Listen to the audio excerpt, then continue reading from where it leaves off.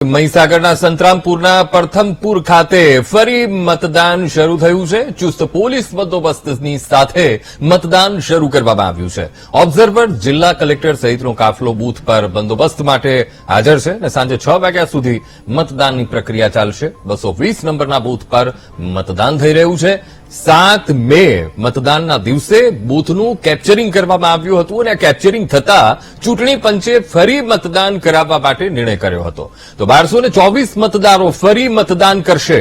આ વિસ્તારમાં 618 પુરુષ મતદારો અને 606 સ્ત્રી મતદારો છે અને ફરીથી મતદાનની પ્રક્રિયા અત્યારે ચાલી રહી છે।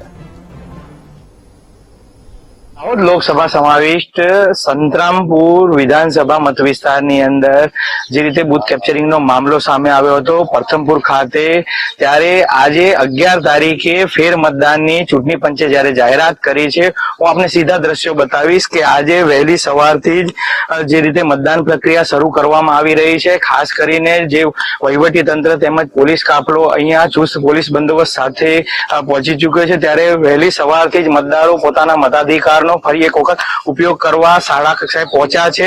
ત્યારે આજે પ્રથમપુર ખાતે 220 નંબરના બૂથમાં ફેર મતદાન થઈ રહ્યું છે। કહી શકાય કે આજે જે પ્રથમપુર બૂથ ઉપર 1224 મતદારો ફરી એક વખત પોતાનો મતાધિકારનો ઉપયોગ કરશે, જેમાં 618 પુરુષો તેમજ 606 મહિલાઓ પહેલી સવારથી જ અહીંયા જે રીતે મતદાન મથકે પહોંચી અને પોતાનો મતાધિકારનો ઉપયોગ કરી રહ્યા છે। ત્યારે કહી શકાય કે જે રીતે વહીવટી તંત્ર પણ બાજ નજર રાખી અને પૂરતો પોલીસ બંદોબસ્ત ગોઠવી અને હાલ જે રીતે ચૂંટણી પ્રક્રિયા શરૂ કરવામાં આવી રહી છે। વિશાલ પારેખ, વીટીવી ન્યૂઝ, મહીસાગર।